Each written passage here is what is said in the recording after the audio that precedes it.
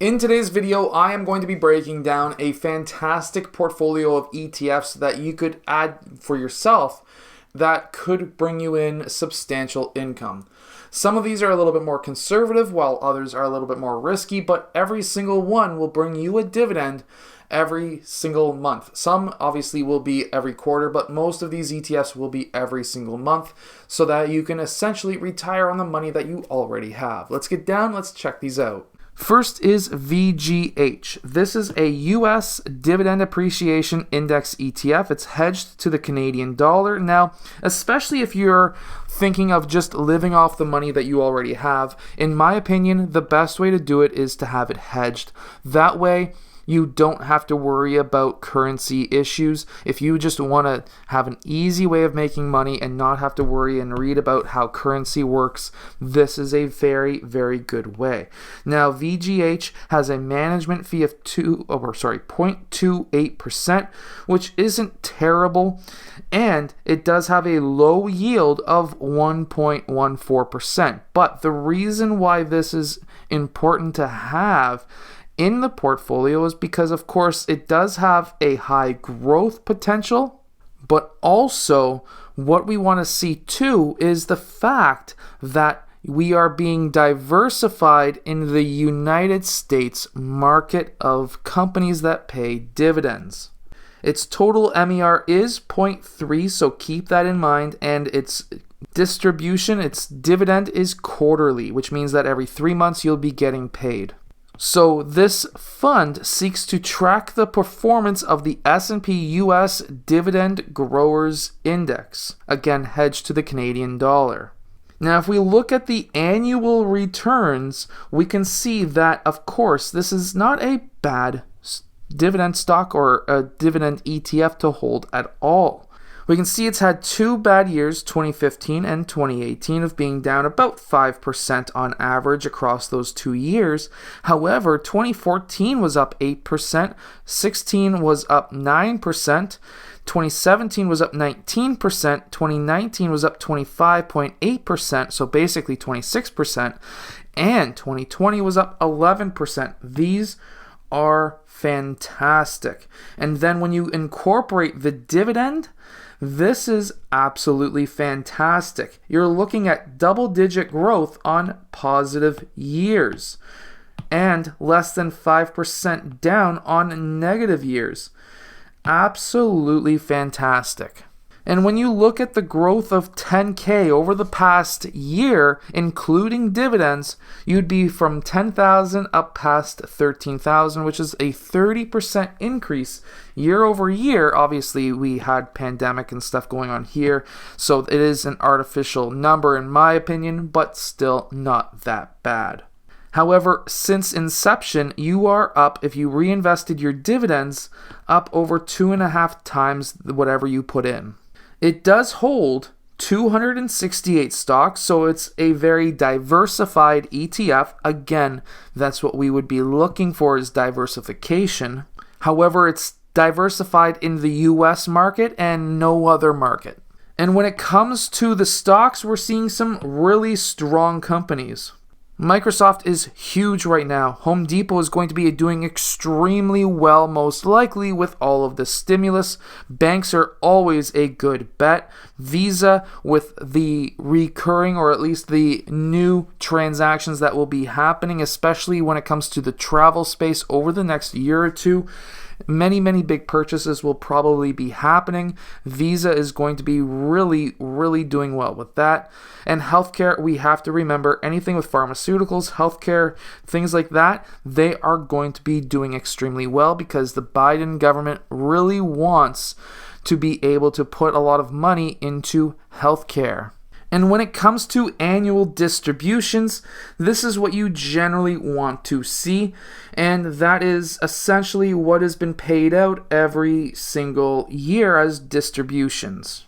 What you want to see is, of course, increases, and for the most part, that is what you're seeing. By the way, quick tip, anytime you see a big drop with high volume, that is when you want to buy, because this happens. The next ETF is VDY. Same idea as the last one. However, this is the Canadian High Dividend ETF. This is what's going to cover Canadian stocks. This one has a lower MER and a much higher dividend percentage at 3.67.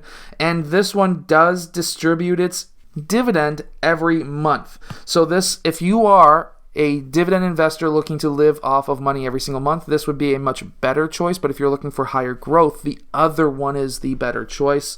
This one, over since the inception, has gone from 25 to just over 40. So again, still pretty good. We're seeing, of course, that double bottom 2016, 2020. Of course, we had a little bit of a pullback here, but over here was, of course, that just absolute massive market downturn because of a virus, and since then, it has broken to the upside massively. Since over the past year, this one is up about 50-ish%, maybe a little bit more. But this chart here, whenever you see growth of 10K on an ETF, many people will say, wow, that's such a massive jump. That is only if you reinvest your dividends. Your underlying value did not go up that much. That's only if you reinvested your dividends. So if you're taking your dividends to pay for your life, your house, whatever, then guess what? This is not going to be what you see. This one again is North America, but it is Canada specifically, the high dividend Canadian stocks. Here you're going to be seeing all of the top stocks in Canada in general. All of the top stocks in Canada pay a massive dividend. You're looking at Royal Bank of Canada. By the way, we are a very big banking nation, clearly. Enbridge, and then, of course, Bank of Nova Scotia, Bank of Montreal, Canadian Imperial Bank of Commerce, CIBC, TransCanada, CNR, Canadian Natural Resources. So this is oil essentially. BCE is a telecom. Enbridge is technically oil, but at the same time, Enbridge is really nice because it's investing heavily into renewable resources. So altogether, fantastic. Check out how many banks that Canada has in the top list. Like, holy. Next is ZWK. ZWK is a very interesting ETF. It does pay monthly, but it's a covered call. This is obviously maybe a bit more of a riskier choice. However, with covered calls, essentially what you're doing is, let's say you have 100 stocks, you sell an option for somebody else to buy that stock at today's price, but in the future, and they pay you a premium. At that point, you're making money on the premium. That's when you get a higher dividend. And if it doesn't hit, let's say your stock is $100 today, and you say you can buy it at today's price in the future, but only if in the future it's worth $140. Well, guess what? If it never hits $140, you keep your stock, you keep that premium that person paid, and you can have a massive dividend, or technically yield. This one pays 6%, and when it comes down to it, ZWK, if you can buy it on a dip, it's absolutely fantastic. I was buying this on the dip when it came to the virus, and the dividend because of the dip was well over 10%, which, like, if you're putting $1,000 in, you're getting $100 divided by 12. So at that point, it's fantastic. By the way, it pays monthly, as it says here. Market volume is 42,000 shares traded per day, so it's very easy to get in and out of. However, the MER is 0.71. So that is a much higher MER than most other ETFs because of that covered call strategy. They did recently lower their dividend, mainly because a lot of options are not trading at a high premium anymore. So whenever the premiums go down, you'll probably see that in the dividend. But again, as soon as premiums start going up, then you're going to see, of course, this dividend going back up as well. Its top companies are obviously all banks. It's a bank covered call ETF. These are all American banks, and Citizens is obviously one of the bigger ones in my opinion on this list. However, there is a lot of really great companies, including Wells Fargo, even though there's a few people who hate them. I do like them. Now, it's not a very old ETF. It did dip, of course, when it came to the virus. However, it has recovered since, and it's basically at an all-time high. So at that point, always try to look for dips. Never buy at an all-time high, in my opinion. Everyone's opinion on that is different, so it's up to you at that point. ZWA is another great option. It's a covered call, but it covers the top Dow Jones Industrial Average stocks, as well as it is hedged to the Canadian dollar. So it's a little bit less risky when it comes to at least the Canadian dollar. This one pays a 4.3%, and it does have a 0.72, again, management ratio, with it paying monthly. So you're getting your 4.3% monthly.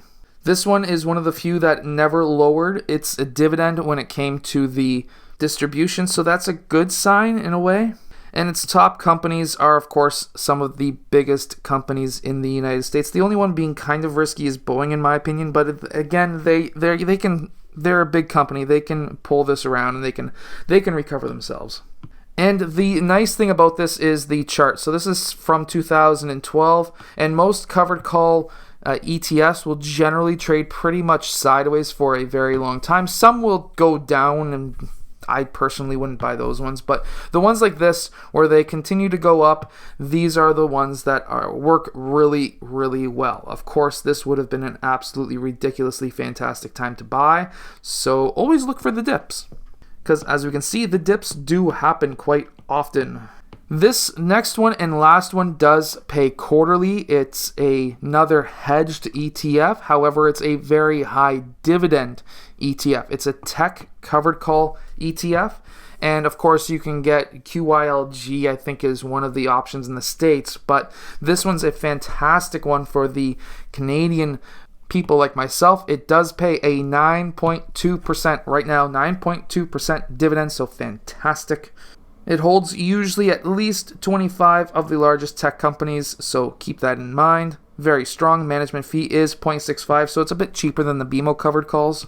And its top 10 holdings are all tech companies. Again, just as a warning, this is a tech ETF. So Applied Materials, Micron, Intel, some of the biggest companies in the world. Nvidia has massive upside. Texas Instruments really likes to increase their dividend. When I was checking them out a few months ago, they all look fantastic. I hope that this video has helped you. If it has, hit that like button and subscribe. I hope that some of these ETFs are ETFs that you've never heard of before. Anyways, I hope that you've enjoyed. I'll see you guys again next time.